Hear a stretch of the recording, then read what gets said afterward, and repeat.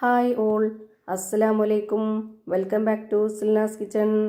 ഇന്നത്തെ റെസിപ്പി ഭയങ്കര വെറൈറ്റി ആയിട്ടുള്ള നല്ല ടേസ്റ്റി ആയിട്ടുള്ള ഒരു അടിപൊളി ഈവനിങ് സ്നാക്സിൻ്റെ റെസിപ്പിയാണ്. കുട്ടികൾക്കും വലിയവർക്കൊക്കെ ഒരുപാട് ഇഷ്ടമാവുന്ന ഒരു നല്ല ഐറ്റമാണ്. എന്തായാലും ഒന്ന് ട്രൈ ചെയ്ത് നോക്കണം. ഭയങ്കര ടേസ്റ്റിയാണ്. അതുപോലെ തന്നെ നല്ല സിമ്പിളായിട്ട് തയ്യാറാക്കി എടുക്കാൻ പറ്റുന്നതാണ്. ചവ്വരിയും അവലും വെച്ചിട്ടാണ് ഇത് തയ്യാറാക്കി എടുക്കുന്നത്. പുറം ഭാഗം നല്ല ക്രിസ്പിയും അകം നല്ല സോഫ്റ്റും ആയിട്ടിരിക്കുന്ന ഒരു അടിപൊളി ഐറ്റമാണ്. ഈ ചവ്വരിക്കും അവലിനും ഇത്രയും ടേസ്റ്റ് ഉണ്ട് എന്നുള്ളത് തന്നെ ഇങ്ങനെ തയ്യാറാക്കിയപ്പോഴാണ് മനസ്സിലായത്. അപ്പോൾ എന്തായാലും നിങ്ങളും ഒന്ന് ട്രൈ ചെയ്ത് നോക്കുക. നിങ്ങൾക്ക് എല്ലാവർക്കും ഇഷ്ടമാവും. അതുകൊണ്ട് തന്നെ ഈ വീഡിയോ സ്കിപ്പ് ചെയ്യാതെ മുഴുവനായിട്ടൊന്ന് കണ്ടു നോക്കണേ. റെസിപ്പിയിലോട്ട് കിടക്കുന്നതിന് മുമ്പായി സിൽനാസ് കിച്ചൺ ചാനൽ ആദ്യമായിട്ട് കാണുന്നവരാണെങ്കിൽ പ്ലീസ് ഒന്ന് സബ്സ്ക്രൈബ് ചെയ്തേക്കണേ. ഒപ്പം തന്നെ ഈ വീഡിയോസ് നിങ്ങൾക്ക് ഇഷ്ടപ്പെടുകയാണെങ്കിൽ ഒരു ലൈക്ക് ചെയ്ത് ഷെയർ ചെയ്ത് സപ്പോർട്ട് ചെയ്യാനും മറക്കരുത്. ഇനി നമുക്ക് ഇതെങ്ങനെയാണ് തയ്യാറാക്കുന്നതെന്ന് നോക്കാം. ഇതിനായി ആദ്യം തന്നെ 250 ml കപ്പിൻ്റെ അളവിൽ 1 കപ്പ് ചവ്വരി നേരത്തെ തന്നെ വെള്ളത്തിൽ കുതിർത്ത് വെച്ചിരുന്നതാണിത്. 1 മണിക്കൂർ നേരമാണ് ഞാനിത് കുതിർത്ത് വെച്ചിരുന്നത്. ഇപ്പോൾ ഇതാ നന്നായിട്ട് കുതിർന്ന് വന്നിട്ടുണ്ട്. ഈ ഒരു ചവ്വരി എത്രത്തോളം കുതിരാൻ വേണ്ടി വെക്കുന്നോ അത്രയും നന്നായിരിക്കും. അതിൻ്റെ വെള്ളമെല്ലാം ഊറ്റിക്കളഞ്ഞിട്ടാണ് ഞാനിപ്പോൾ എടുത്തിട്ടുള്ളത്. ഇനി ഇതിലേക്ക് അവലിട്ട് കൊടുക്കാം. ഞാനിവിടെ 250 ml കപ്പിൻ്റെ അളവിൽ 1.5 കപ്പ് അവലിട്ട് കൊടുക്കുന്നുണ്ട്. വെള്ള അവലാണ് എടുത്തിട്ടുള്ളത്. ഏത് അവലായിരുന്നാലും കുഴപ്പമൊന്നുമില്ല. ഏത് അവലായിരുന്നാലും ഇതേ അളവിൽ തന്നെ എടുക്കാൻ വേണ്ടി നോക്കുക. ഇനി ഇതിലേക്ക് ഇട്ട് കൊടുക്കേണ്ടത് സബോള കട്ട് ചെയ്തതാണ്. ഞാനിവിടെ 1 സബോള കട്ട് ചെയ്തെടുത്തിട്ടുണ്ട്. ഈ ഒരു വലിപ്പത്തിലാണ് കട്ട് ചെയ്തിട്ട് കൊടുക്കുന്നത്.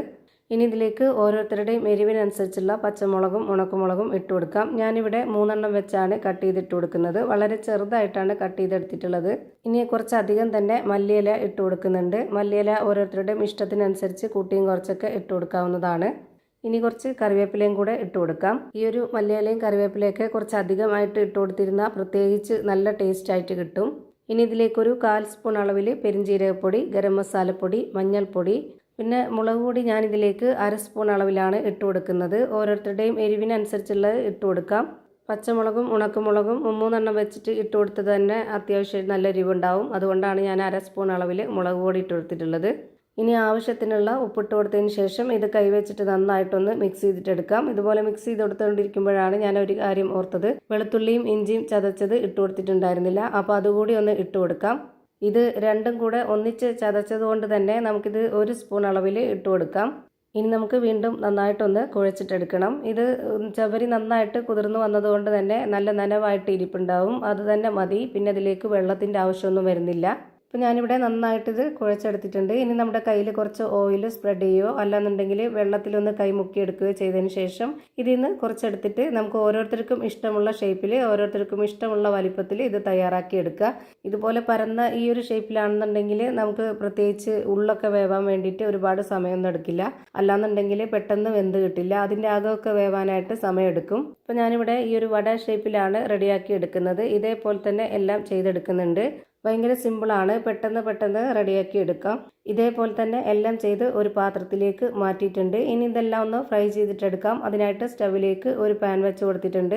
ഫ്ലെയിം ഓൺ ആക്കിയതിന് ശേഷം അതിൽ കുറച്ച് ഓയിൽ ഒഴിച്ച് കൊടുത്തതിന് ശേഷം ഓയിൽ നന്നായിട്ടൊന്ന് ചൂടായിട്ട് വരുമ്പോൾ ഒരു മീഡിയം ഫ്ലെയിമിലേക്ക് ഇട്ട് കൊടുത്തതിന് ശേഷം ഇതിലേക്ക് ഓരോന്നോരോന്നായിട്ട് ഇട്ട് കൊടുക്കാം. ഇനി ഇതൊന്ന് വെന്ത് വരട്ടെ. എത്ര എണ്ണമാണോ വേവിച്ചെടുക്കുന്നത് അത്രയും സമയം വരെ ഈ ഒരു ഫ്ലെയിമിൽ തന്നെ വെച്ചിരിക്കുക. എങ്കിലാണ് അകവും പുറമൊക്കെ നന്നായിട്ട് വെന്ത് കിട്ടുള്ളൂ. ഇപ്പോൾ ഇതിൻ്റെ എല്ലാം ഒരു സൈഡ് വെന്ത് കിട്ടി. ഇനി ഇതൊന്നും കൂടെ തിരിച്ചിട്ട് കൊടുക്കാം. എന്നിട്ട് നമുക്ക് ആ ഒരു ഭാഗം കൂടെ നന്നായിട്ടൊന്ന് വേവിച്ചെടുക്കണം. ഇപ്പോൾ ഇത് 2 സൈഡും ഒരുപോലെ വെന്ത് കിട്ടി. ഇനി നമുക്കിത് എണ്ണയിൽ നിന്ന് കോരി മാറ്റാം. ഒരുപാട് എണ്ണയൊന്നും കുടിക്കാത്ത നല്ല കിടിലൻ ടേസ്റ്റി ആയിട്ടുള്ള ഒരു അടിപൊളി പലഹാരമാണ്. ഇതുപോലെ തന്നെ എല്ലാം ഫ്രൈ ചെയ്ത് ഒരു പാത്രത്തിലേക്ക് മാറ്റിയിട്ടുണ്ട്. അപ്പോൾ നല്ല ക്രിസ്പി ആയിട്ടുള്ള നല്ല ടേസ്റ്റി ആയിട്ടുള്ള ഒരു അടിപൊളി പലഹാരം റെഡിയായി കിട്ടി. ഇതിൻ്റെ അകം എങ്ങനെയാണ് ഇരിക്കുന്നതെന്ന് അറിയാനായിട്ട് ഞാനിതൊന്ന് പൊട്ടിച്ച് കാണിക്കുന്നുണ്ട്. അപ്പോൾ ഇത്രയേ ഉള്ളൂ ഇന്നത്തെ വീഡിയോ ഇഷ്ടമായാൽ ലൈക്ക് ചെയ്യാനും കമൻറ്റ് ചെയ്യാനും ഷെയർ ചെയ്യാനും മറക്കരുത്. അതുപോലെ തന്നെ ഞാനിടുന്ന പുതിയ വീഡിയോസ് നോട്ടിഫിക്കേഷനായിട്ട് കിട്ടുന്നതിന് വേണ്ടി സബ്സ്ക്രൈബ് ചെയ്ത് ബെല്ലൈക്കൺ അമർത്തി അതിൽ ഓൾ എന്ന ഓപ്ഷൻ എനേബിൾ ചെയ്ത് കൊടുക്കാനും മറക്കരുത്. പുതിയൊരു വീഡിയോയുമായി വീണ്ടും വരും. Thank you for watching.